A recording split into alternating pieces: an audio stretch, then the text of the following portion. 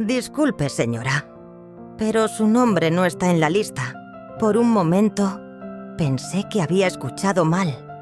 Me quedé inmóvil parada frente a la entrada del salón, con el bolso apretado contra el pecho y el corazón golpeando con fuerza en las costillas.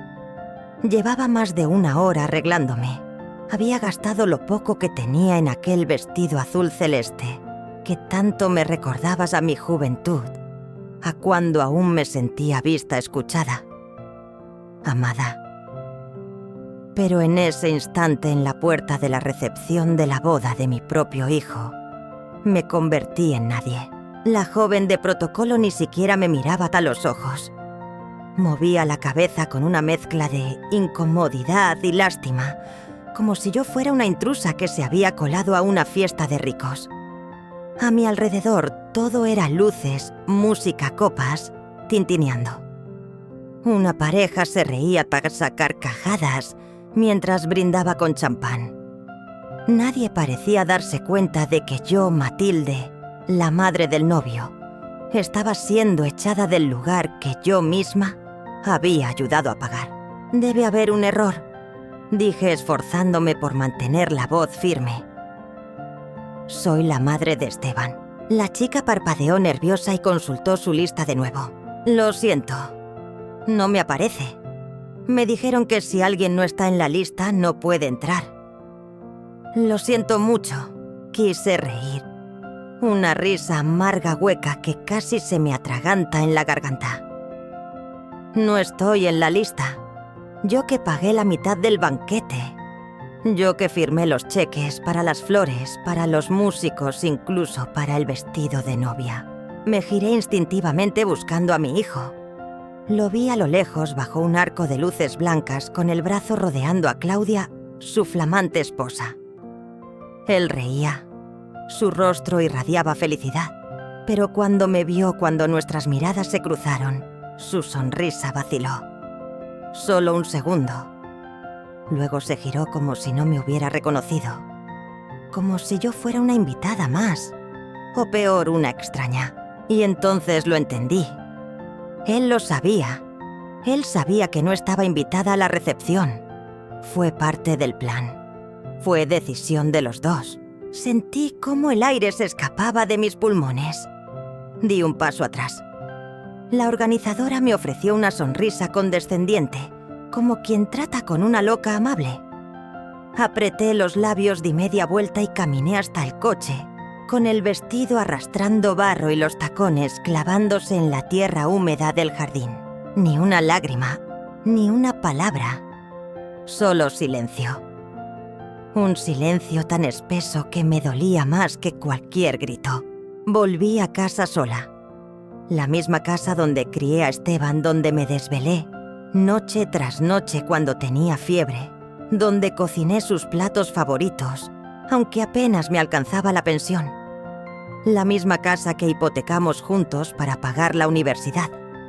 La casa que él y Claudia ahora ocupaban mientras yo vivía en el anexo, como si fuera una huésped temporal.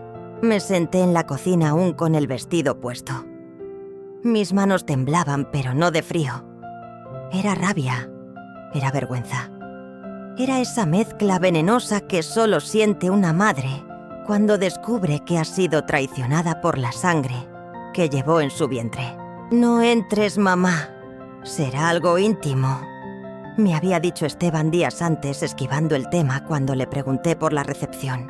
Yo insistí en ir. Le dije que era importante para mí, que había soñado con ese día.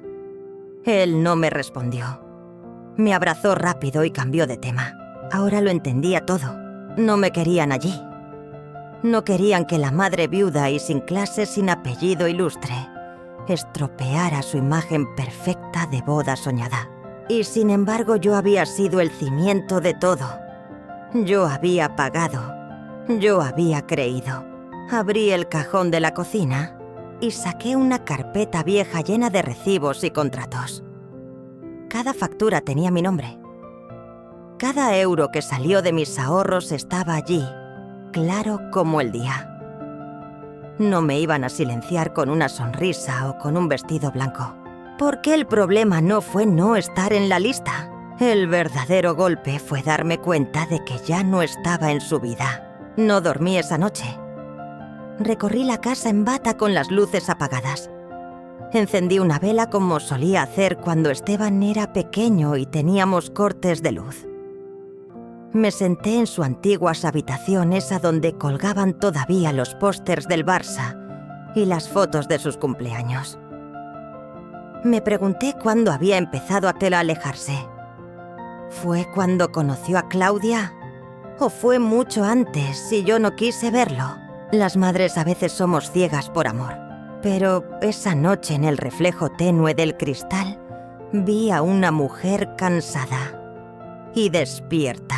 Matilde murió un poco esa noche, pero también nació otra versión de mí, una que ya no suplicaría, una que no se quedaría callada, una que no necesitaba estar en listas para hacerse respetar. Al día siguiente fui al banco, cerré la cuenta conjunta, cancelé las transferencias automáticas que aún pagaban cosas en esa casa que ya no sentía mía. Pedí una cita con un abogado, no para vengarme con gritos ni con escándalos, sino para prepararme, porque todo lo que había hecho por amor, ahora lo iba a deshacer por justicia.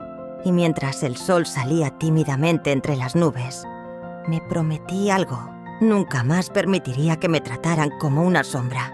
Y si ellos pensaban que Matilde se quedaría en silencio pronto, descubrirían cuán fuerte puede ser la voz de una madre despreciada. No hay peor puñalada que la que viene de quien criaste con tus propias manos. Eso pensé mientras recogía mi vestido aún húmedo colgado del respaldo de una silla en la cocina. Estaba manchado de barro en el dobladillo y el olor a perfume caro ya se había mezclado con el sudor del desencanto. Cada vez que lo veía colgado ahí como un fantasma azul, me dolía un poco más el pecho. Pero esa mañana no me permití llorar. Ya había llorado suficiente la noche anterior sola, sin nadie que me preguntara si había llegado bien, si había cenado algo, si necesitaba un abrazo. Ni Esteban ni Claudia se molestaron en llamarme.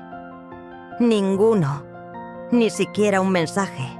Tomé el vestido, lo metí en una bolsa de plástico y lo guardé en lo más profundo del armario. Allí donde también había guardado mis sueños durante tantos años, decidí salir a caminar.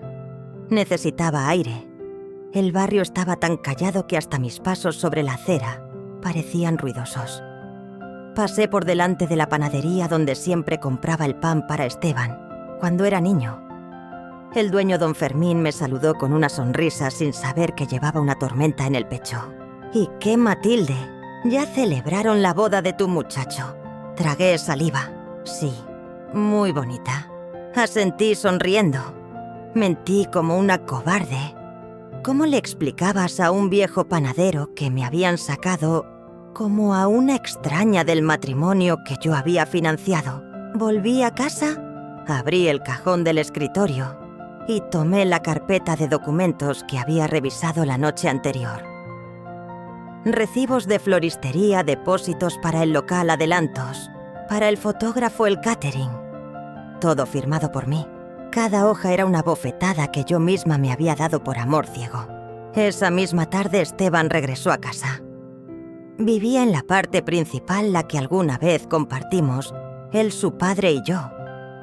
Ahora estaba recién remodelada por sugerencia de Claudia, quien insistía en modernizarla. Yo, en cambio, había sido desplazada al anexo, una especie de pequeño apartamento improvisado, en el patio con entrada independiente, baño minúsculo y una cocina que apenas merecía ese nombre. Lo escuché llegar por la puerta principal, reírse al teléfono con alguien, probablemente Claudia. Yo sabía que él pensaba que su silencio iba a apagar mi rabia. Pero no, solo la avivaba. Golpeé suavemente la puerta de la casa principal. Esteban abrió algo sorprendido. ¿Mamá? Me miró como si no esperara verme allí. ¿Puedo pasar un minuto?, pregunté con calma. Asintió y me hizo pasar. El lugar olía a yopaquesa nuevo. Había muebles modernos, cojines de diseño, velas decorativas. Todo lo que Claudia adoraba. Todo lo que jamás consultaron conmigo. Me senté frente a él, saqué la carpeta y la coloqué sobre la mesa de cristal. La miró confundido. ¿Qué es esto? Las pruebas de que pagué más del 70% de su boda. Esteban frunció el ceño. Mamá, no entiendo. Entiéndelo ahora, interrumpí sin alzar la voz, pero con la firmeza de una madre que se ha tragado demasiadas humillaciones. Me sacaron de mi propio lugar, hijo. Como si yo fuera una molestia. Como si no tuviera derecho a estar ahí. Y tú lo sabías. Tú lo permitiste. No fue así, balbuceó evitando mirarme. Ah, no. Entonces, ¿por qué no dijiste nada? ¿Por qué no me defendiste cuando me echaron como una ladrona? Se hizo un silencio denso. Pude ver el rubor subirle al rostro. Culpable. Pequeño. Como cuando era niño y lo descubría robando galletas antes de la cena. Claudia. No quería que todo se volviera incómodo. Dijo al fin. Pensó que tu presencia podía ser un poco demasiado. Ya sabes cómo es ella, le importa mucho la imagen. La imagen. Ahí estaba la verdad. No era yo el problema. Era lo que yo representaba, la madre humilde, sin lujos, sin apellido compuesto. Una mancha para su reputación perfecta. Y tú, le pregunté mirándolo a los ojos, ¿tú también crees que doy mala imagen? No respondió. Solo bajó la mirada. Muy bien, dije recogiendo la carpeta. Ahora te daré la imagen que mereces. Salí de la casa sin mirar atrás. Esa noche empecé a escribir. Una carta. No para él, no todavía. Sino para mí. Para recordarme que no estaba loca, que no merecía ese desprecio. Que durante 30 años había sido madre, enfermera, cocinera, chofer, protectora, y que ahora me querían relegar al rincón de los muebles viejos. Pero Matilde no era un mueble. Al día siguiente pedí una cita con doña Luisa, una amiga abogada de mi difunto esposo. Le conté todo. Le mostré los papeles. Me miró con los ojos bien abiertos. ¿Y ellos viven en tu casa?, preguntó. Sí. ¿Y tú estás en el anexo sin contrato, sin comodidades, sin reconocimiento? Asentí. Ella me miró con algo de pena, pero también con respeto. Matilde, esto tiene solución. Legal y justa. Y así comenzó todo. Durante las semanas siguientes, me ocupé en silencio. Reuní más documentos, redacté un nuevo testamento, hice transferencias, cancelé pagos automáticos que aún cubrían sus gastos. Dejé de cocinar para ellos, dejé de comprar sus cosas. Ellos ni siquiera se dieron cuenta. Un día Claudia pasó frente a mí en el jardín. Iba hablando por teléfono, luciendo su vestido de marca, y soltó una frase que me heló la sangre. Sí, ya está todo bajo control. La vieja no se mete más. La vieja. Así me llamaban. Así me agradecían todo. Y aunque por fuera permanecí impasible, por dentro mi alma se ardía, porque me podían llamar vieja. Pero se les había olvidado que las viejas también recuerdan, también saben, también pelean. Y yo no había dicho mi última palabra. Me dijeron vieja como si fuera sinónimo de estorbo. Y ese día decidí que no ibas a serlo más. Desde que escuché a Claudia hablando por teléfono, refiriéndose a mí como la vieja, algo dentro de mí se rompió. No era solo una palabra. Era la forma en que me veían, como una reliquia incómoda, un mueble antiguo que ya no combinaba con la decoración moderna de su vida. Pero lo que no sabían es que las reliquias guardan historia y poder. Esa noche me encerré en el anexo, apagué todas las luces y me senté con una libreta vieja entre las manos. Me puse a escribir. No cartas, no reclamos, sino recuerdos. Detalles que me habían parecido insignificantes en su momento, pero que ahora eran piezas de un rompecabezas que jamás supe que estaba armando. Recordé el primer día que Claudia vino a casa. Entró oliendo a perfumes caros. Saludó con un beso al aire y dijo que la decoración le parecía muy de otra época. Luego, mientras cenábamos, hizo un comentario sobre el mantel. «Ahí están, de abuela». Esteban se rió. Yo también por cortesía, pero por dentro me encogí un poquito. Después recordé cómo ella fue tomando decisiones en la casa. Por el bien de todos cambió los muebles del salón, quitó mis fotos familiares, ordenó pintar de blanco todas las paredes que antes estaban llenas de color. Borró mi presencia poco a poco, y yo, por no incomodar, lo permití. Me dolía más mi complicidad que su crueldad. A la mañana siguiente me levanté temprano. Preparé un café bien cargado y me senté frente a la ventana con una caja de zapatos sobre la mesa. Dentro tenía todos los documentos importantes de la familia, el testamento original de mi esposo, escrituras de la casa, pólizas de seguros, cartas antiguas. Empecé a revisar todo con lupa. Necesitaba recordar qué era mío, qué había dado sin recibir nada a cambio y qué aún podía recuperar. Descubrí que la casa seguía estando a mi nombre.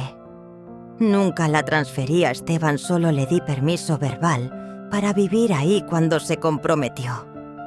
Pensé que era un acto de amor. Ahora entendía que había sido un acto de ingenuidad. «Bien, Matilde», me dije en voz alta.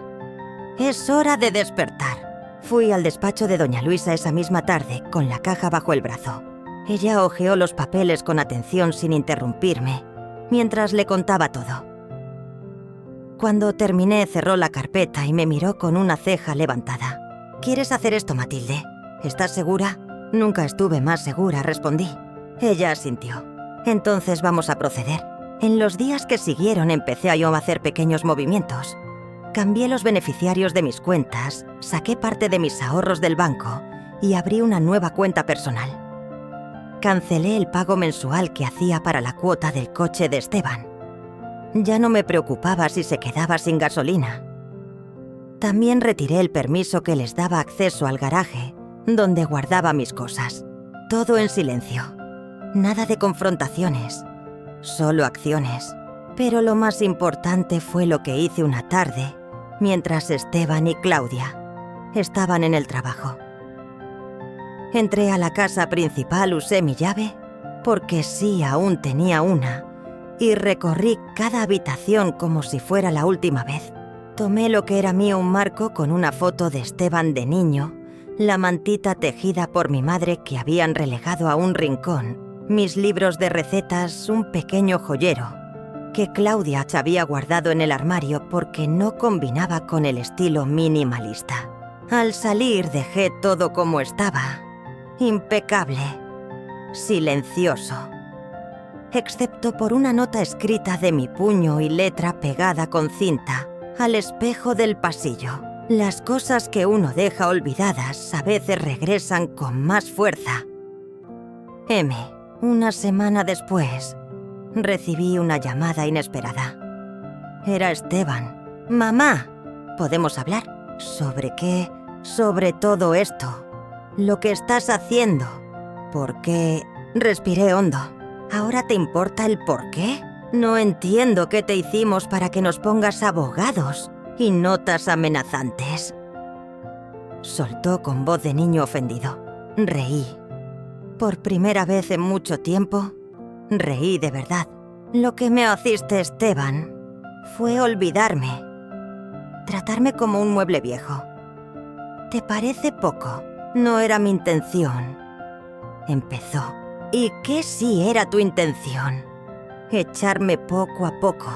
Hacerme sentir como una extraña en mi propia casa. Silencio. La boda fue idea de Claudia, dijo al fin. Ella no quería que te sintieras incómoda. Incómoda, le interrumpí. Claudia no quería que estuviera. Punto. Y tú no tuviste el valor de defenderme. Más silencio. Pues ahora, hijo, yo tengo el valor de defenderme sola. Porque si no lo hago, nadie lo hará. Colgué sin esperar respuesta. Me temblaban las manos, pero no de miedo. Era poder. Era esa fuerza que había estado dormida en mí demasiado tiempo. Tomé una hoja en blanco y empecé a redactar una nueva carta. Pero esta vez no era una carta de reclamo. Era una notificación legal. Con ayuda de Luisa redactamos una petición formal de desalojo. Esteban y Claudia tenían 30 días para abandonar la casa o se iniciarían los trámites judiciales correspondientes. También añadimos un informe de gastos donde les exigía el reembolso parcial de los costos de la boda. Sabía que sería un escándalo. Sabía que me señalarían como la madre mala, la rencorosa. Pero ya no me importaba, porque entendí algo fundamental. Yo no era la villana de esta historia. Yo era la víctima, que al fin decidió defenderse. Y mientras caminaba por el pasillo del juzgado con la carpeta bajo el brazo y la frente en alto, me sentí viva, vieja sí, pero jamás débil.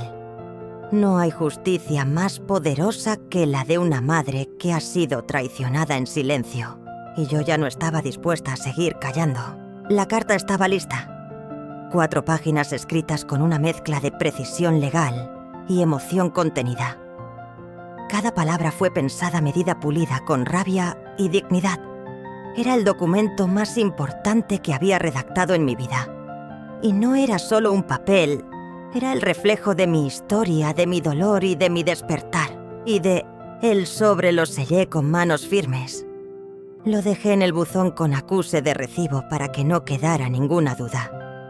Quería que el momento en que Esteban lo abriera quedara marcado por siempre. Esa noche apenas pude dormir. No por miedo, sino por la tensión acumulada en el cuerpo. Caminé por la casa como alma en pena, encendiendo y apagando luces, revisando una y otra vez los documentos que acompañaban la notificación. La carta comenzaba así: Querido Esteban, te escribo no como madre, sino como mujer, como persona, como ser humano, que ha sido herido profundamente. Este no es un gesto impulsivo ni motivado por el rencor. Es una consecuencia, sí, una consecuencia de años de silencios, de desprecios disfrazados de decisiones modernas, de excusas vacías y miradas esquivas. Detallé en la carta cada pago que hice para la boda, cada recibo, cada transferencia. Adjunté fotocopias y firmé cada hoja. No era una queja emocional. Era una prueba irrefutable de que yo no solo era la madre, también era la patrocinadora invisibilizada de la celebración de su nuevo comienzo. También le conté lo que más me dolió no fue quedarme fuera de la recepción, fue verlo mirarme de lejos, sabiendo lo que ocurría, y no moverse. Fue esa mirada rápida y cobarde con la que me negó, como Pedro negó a Cristo. 2 días después, Claudia llegó al anexo con los ojos encendidos. ¿Qué es esto?, Matilde gritó agitando los papeles en el aire. ¿Nos estás echando de la casa? La miré en silencio. Estaba vestida como siempre impecable, pero con el maquillaje corrido por la furia. Detrás de ella Esteban venía más callado, sin esa altivez que solía mostrar. Me senté en mi mecedora y les hice un gesto para que se calmaran. Estoy ejerciendo mi derecho. Es mi casa. Ustedes no tienen ningún contrato firmado, ni derecho de posesión. Solo estaban ahí porque yo lo permití. Y ahora ya no. Esto es ridículo, soltó Claudia. No puedes hacer esto. Sí puedo. Y ya lo hice. Esteban finalmente habló con voz baja. Mamá, ¿esto es lo que quieres? Lo miré a los ojos por primera vez sin dolor, solo con una paz firme. Lo que quiero es recuperar mi dignidad. Lo que tú decidiste no defender. ¿Te parece mucho pedir? No respondió. Claudia bufó y salió de la habitación como una fiera herida. Esteban se quedó unos segundos más inmóvil. Luego bajó la mirada y se fue detrás de ella. Pasaron los días. El silencio en la casa principal era absoluto. No se escuchaban risas ni música, ni el ir y venir de visitas. Claudia ya no hacía sus videollamadas desde la terraza, ni organizaba cenas íntimas para sus amigas. Todo se volvió opaco. ¿Y yo? Yo florecí. Volví a cocinar solo para mí, a prender velas por las tardes, como hacía cuando vivía con mi esposo. Planté nuevas flores en el jardín delantero, las que ella había arrancado por anticuadas. Me puse a leer novelas que había dejado olvidadas y cada noche me sentaba en la mecedora con una taza de té de manzanilla, sabiendo que ya no era invisible. El día 29 del plazo legal recibí una nota bajo la puerta. Era de Esteban. Mamá, lo siento. No tengo excusas, solo vergüenza. Me cuesta entender en qué momento me alejé tanto de ti. Claudia y yo nos iremos mañana. Solo te pido que no nos odies para siempre. Leí esas líneas sin derramar una lágrima. Era demasiado tarde para disculpas vacías. No porque no lo quisiera, sino porque había aprendido a quererme a mí primero. Al día siguiente escuché el portazo. Maletas arrastradas, murmullos rápidos. No me asomé. No necesitaba verlos irse. Ya se habían ido de mi vida el día en que me dejaron sola bajo la lluvia, en la puerta de un salón, al que no fui bienvenida. Me tomé una copa de vino esa noche. Brindé por mí. Por Matilde, la mujer que estuvo escondida detrás de la madre. Por la que renunció a tanto por amor y que ahora recuperaba lo único que nunca debió perder, su voz. Una semana después, me llegó un paquete. Era un sobre acolchado sin remitente, pero con la letra de Esteban. Dentro había una fotografía, él y yo en su primer cumpleaños. Él en mis brazos riendo. Yo joven, despeinada, feliz. Detrás un mensaje. Gracias por haber sido todo. Perdón por haber sido tan poco. Lo guardé en la caja de los recuerdos, no como símbolo de reconciliación, sino como testimonio de lo que fue y ya no será. Porque el perdón no siempre implica volver. A veces solo significa seguir adelante con el alma en paz. A veces la mejor venganza no es el escándalo, sino el silencio. Ese que se impone, se respira y se recuerda. Esteban y Claudia ya no estaban. La casa volvió a ser solo mía. Se habían ido como llegaron, deprisa, sin mirar atrás, con más orgullo que vergüenza. Pero el aire que dejaron no era de derrota, era de liberación.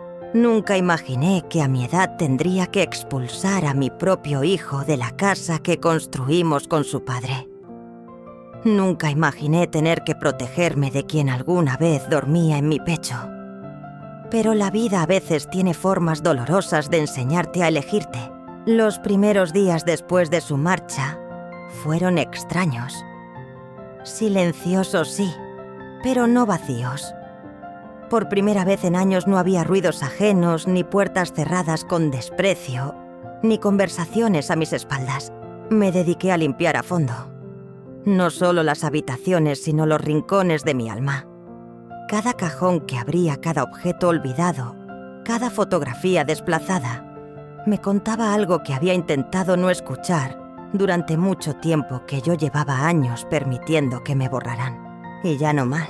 Un día, al abrir el armario del cuarto principal, encontré una caja con las cosas que Claudia no se había llevado: regalos caros, invitaciones de boda de otras parejas elegantes, e incluso una lista escrita a mano, con los invitados que sí aportaban prestigio.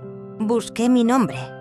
No estaba. Nunca estuve, ni en la lista, ni en su idea de familia, ni en el plan de vida que diseñaron juntos. Y sin embargo yo financié ese plan. Lo sembré, lo alimenté, hasta que como buena tierra me cansé de dar frutos a quienes solo querían arrancarme las raíces. Un mes después del desalojo decidí hacer algo simbólico, algo mío. Invité a comer a mis amigas de siempre. Carmen, la viuda que me hacía compañía en misa. Luisa, la abogada que me ayudó a salir del pozo legal en que estaba metida. Y Rosario, que me traía pan recién horneado cada jueves para alegrarme los días. Preparé la mesa con el mantel de flores que Claudia había escondido. Puse mi vajilla antigua, la que usaba cuando Esteban era pequeño. Cociné albóndigas como las que le gustaban a mi marido y de postre natillas caseras con canela. Cuando llegaron se quedaron boquiabiertas. «¿Pero qué banquete, Matilde?» Sonreí. Hoy celebro mi libertad. Levanté mi copa y brindé por mí. No por una versión vengativa de mí misma, sino por la mujer que aprendió a base de lágrimas a no dejarse pisotear. Durante el almuerzo, Carmen me preguntó: «¿Y no te duele todo lo que pasó?» Respiré hondo. Sí, me dolía. Claro que sí, pero no como antes. Me dolía más seguir fingiendo que todo estaba bien mientras me partían el alma. Luisa, siempre práctica, asintió.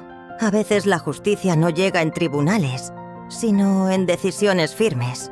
Rosario me agarró la mano y me dijo algo que aún conservo como un tesoro. Tu silencio, les gritó, más fuerte que cualquier escándalo. Después de aquel almuerzo me sentí ligera, como si cada risa, cada bocado, cada palabra compartida fuera cerrando una herida. Y entonces lo supe, no necesitaba vengarme más. Ya había ganado.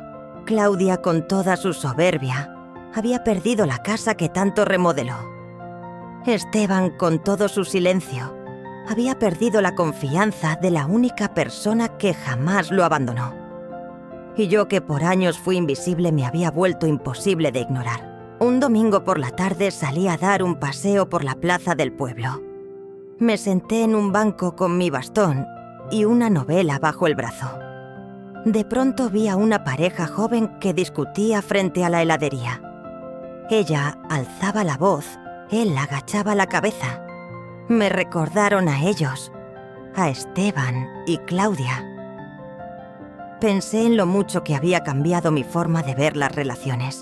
Ahora sabía que quien te ama no te esconde, no te humilla, no te utiliza.